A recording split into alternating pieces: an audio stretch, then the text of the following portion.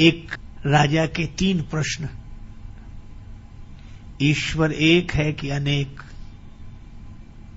है, तो रहता कहां है, मिलता कैसे है? तीसरा, करता क्या है? राजा ने बड़े बड़े विद्वानों से पूछा 3 ही प्रश्न।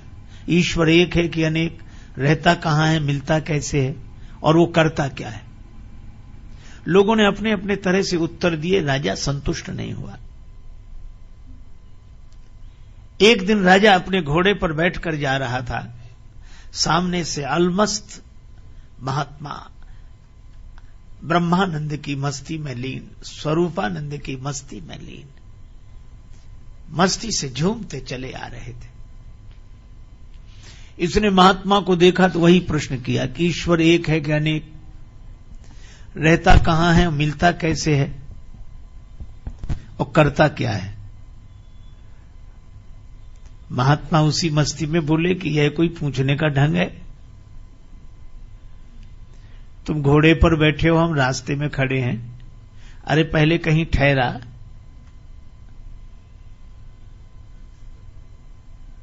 मैं विश्राम करूं, मेरे खाने पीने की व्यवस्था कर, फिर श्रद्धा पूर्वक पूछना। श्रद्धावान लभते ज्ञानम। यह तो उद्दंड का ढंग है, श्रद्धालु का नहीं। राजा समझ गया कि यह महात्मा वैसे नहीं है। हाथ जोड़कर बगीचे में ले गया। बगीचे में एकांत में कुटिया थी, सारी व्यवस्था थी। महात्मा जी को ठहरा दिया, सब व्यवस्था हो गई। 2 दिन बाद राजा गया कि महाराज अब मेरे प्रश्नों का उत्तर। महात्मा बोले, अकेले में सुनना चाहते हो कि सबके बीच में? राजा ने कहा कि सबके बीच में हो तो और अच्छा, सब समझ लेंगे। महात्मा बोले, तो सबको इकट्ठा करो। महाराज, तो ये आज 1-2 दिन में तो सब इकट्ठे नहीं हो पाएंगे। हम सूचना करेंगे और तब धीरे धीरे धीरे सब लोग इकट्ठे होंगे। महात्मा ने कहा, तो हमें भी कोई जल्दी नहीं है, आराम से इकट्ठा कर लो सबको, और जब सब इकट्ठे हो जाएंगे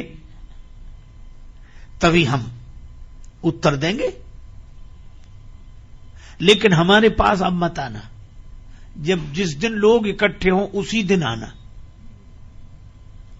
और हम आराम से रहेंगे। राजा चला गया। 1 महीने बाद की तिथि निश्चित हुई। उस दिन दरबार में सभी लोग एकत्रित होंगे, महात्मा प्रश्नों का उत्तर देंगे।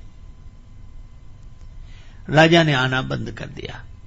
महात्मा अपना बगीचे में भगवान का ध्यान करें, पूजा पाठ करें, मस्ती से आत्मचिंतन करें, आनंद से रहें। शाम को घूमने जाते। खेत पर एक किसान काम करता, सवेरे मिल जाता, शाम को मिल जाता। महात्मा ने उससे मित्रता कर ली और किसान से कहा कि कभी हमें काम पड़े तो हमारा कहना मानोगे? जो आज्ञा महाराज। अब 3 दिन बचे उस तिथि में। महात्मा ने किसान से कहा कि हमें जरूरी काम अब आ गया है, कल तक बता देंगे? महाराज बताओ। बता देंगे। अब जब 2 दिन बचे तो महात्मा ने कहा कि अब बताएं? हाँ। अच्छा, कल बताएंगे। अच्छा ठीक है।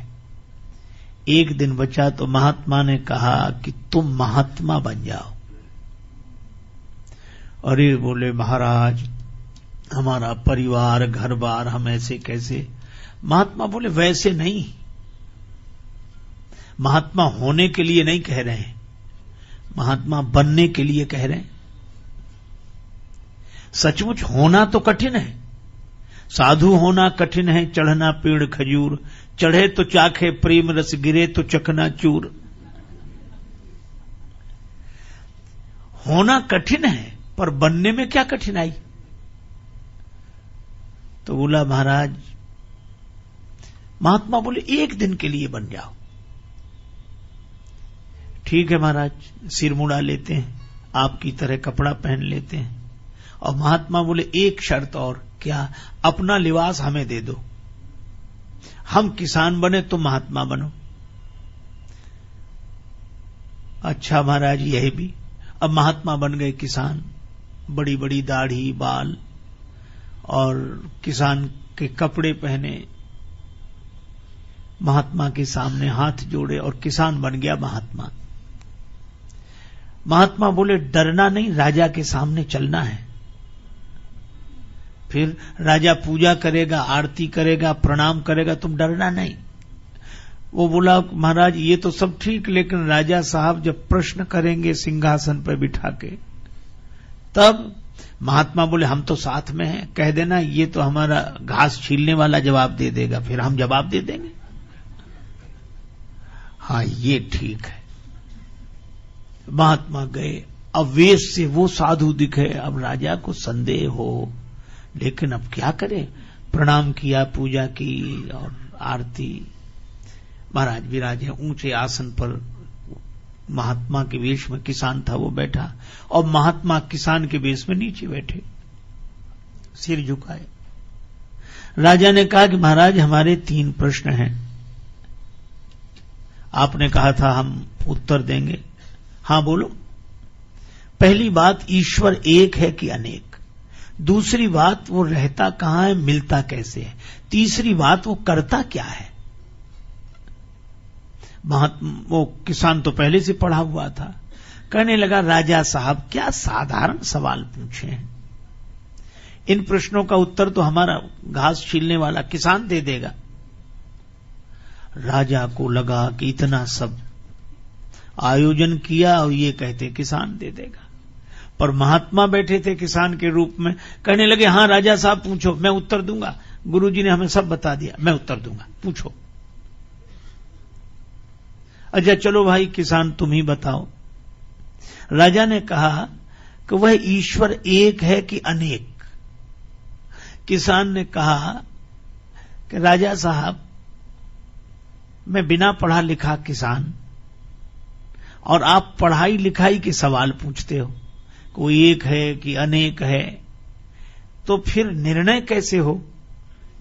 एक काम करो राजा साहब, आप कुछ मणियां मंगा लो, ठीक है, गिनना आप, फैसला हम करेंगे। राजा बोला ये ठीक है। एक थाल में मणियां आ गई, अब राजा ने गिनना शुरू किया, एक मणि उठाई, और एक मणि उठाकर राजा बोला 1। किसान ने कहा बिल्कुल ठीक, रख दो, रख दी। अब दूसरी मणि उठाई, राजा बोला 2। किसान के रूप में महात्मा थी, वो बोले झूठ बोलते हो, देखो हाथ में 2 है कि 1? कहा है तो 1। बोले फिर 2 क्यों कहते हो? महाराज लिखा है ऐसा। अरे लिखा है पर देख देख कर, दिखने में 1 है कि नहीं? अच्छा वैसे 1 है? बोले हाँ है तो 1 ही। बोले फिर 2 क्यों बोलते हो? अब उसने कहा गिनती मुश्किल हो जाएगी। तीसरी मणि उठाई, 3। महात्मा बोले फिर झूठ बोले, 3 नहीं है, 1 ही है। 2 नहीं है, 1 ही है। 4, 5, 6, 7 नहीं है, 1 ही है। 1 के बाद भी 1 ही है, लेकिन वह 1 ही जब दूसरी बार किसी के अनुभव में आया तो 2 हो गया, तीसरी बार किसी के अनुभव में आया तो 3 हो गया, चौथी बार किसी के अनुभव में आया तो 4 हो गया, 5वीं बार किसी के अनुभव में आया तो 5 हो गया, पर वह है 1 ही, 1 ही, 1 ही। राजा सोचे कि बात तो ठीक कह रहे हैं और दिखाई भी 1 ही दे रही है, हम चाहे 2 कहें चाहे 3 कहें, है तो 1 ही। और महात्मा बोले जरा 1 के पहले गिनो, तो 1 के पहले तो 0 है, तो कहा 1 के पहले भी 1 है और 1 के बाद भी 1 है और बीच में भी 1 ही है। इसी तरह परमात्मा 1 ही है, पर दूसरी बार किसी को मिला तो 2 हो गया, तीसरी बार किसी को मिला तो 3 हो गया, चौथी बार किसी को मिला तो 4, 5वीं बार किसी को मिला तो 5। पर वह एक है, एक है, एक है, एक के पहले भी वही एक है और एक के बाद भी वही एक है और बीच में भी वही एक है। राजा ने तो हाथ जोड़ लिए कि महाराज ऐसा समाधान नहीं सुना, न कोई चौपाई, न दोहा, न श्लोक, न कोई ग्रंथ, किसी का प्रमाण नहीं। और गिनने की सही बात है, हम देखते हैं तो एक ही दिखता है। ये 2, 3, 4 तो हमें सिखा दिया गया है, पढ़ा दिया गया है। अगर ये सीखी हुई पढ़ाई छोड़कर देखें तो एक ही है। बड़ा सुंदर उत्तर दिया महाराज, हम मान गए कि ईश्वर एक है, एक है, एक। अच्छा एक बात बताओ, रहता कहां है, मिलता कैसे? महात्मा बोले तुम कठिन कठिन सवाल पूछते हो, खिलाते पिलाते कुछ हो नहीं। तो महाराज क्या, दूध मंगाओ। एक कटोरे में दूध आ गया। अब वो महात्मा दूध तो पिए नहीं, दूध में उंगली घुमावे ऐसे। अरे ये दूध में उंगली क्यों घुमा रहे हो? महात्मा बोले सुना है इस दूध में घी रहता है, तो हम सोचते हैं घी निकाल कर खा लें। राजा बोला आप भी पागलों जैसी बातें करते हैं, दूध तो रहता है पर ऐसे थोड़ा ही मिलता है। कैसे मिलता है? और दूध को जमाना पड़ता है, दही बनाना पड़ता है, फिर मंथन करना पड़ता है, फिर मक्खन निकलता है, फिर आग में तपाना पड़ता है, तब घी मिलता है दूध में ही। पर बातों से नहीं मिलता है, उसकी विधि है, उसका पालन करने से मिलता है। महात्मा ने कटोरा रख दिया, दूध पी लो का, दूध नहीं पीना, तुम्हारे प्रश्न का उत्तर देना था। तुम कहते हो रहता कहां है और मिलता कैसे है? जैसे दूध में घी रहता है, इसी तरह परमात्मा तुम्ही में समाया हुआ है, तुम्ही में समाया हुआ है, लेकिन वह बातों से नहीं मिलता, उसकी विधि है। पहले निष्ठा जमानी पड़ती है, फिर विचार की मथानी से उसे मथना पड़ता है, तब वैराग्य का मक्खन निकलता है, फिर तपस्या की अग्नि में तपाते हैं, तब घी प्रकट होता है। वह इसी तरह वह परमात्मा तुम्हारे भीतर से ही प्रकट हो जाएगा, पर उसकी विधि है। राजा बोला कमाल का, ऐसा उत्तर नहीं सुना। अच्छा एक अंतिम सवाल, करता क्या है? महात्मा बोले कि अब एक बात बताओ, तुम सवाल पूछ रहे हो, मैं उत्तर दे रहा हूं, तो तुम हमारे गुरु हो कि हम तुम्हारे गुरु? राजा बोला गुरु तो आप ही हो। महात्मा बोले फिर ये कोई ढंग है कि तुम सिंहासन पर राजा बने बैठे रहो, हम नीचे बैठे रहे? फिर उतरो नीचे। राजा नीचे उतरा और किसान के रूप में महात्मा सिंहासन पर जाकर बैठ गए।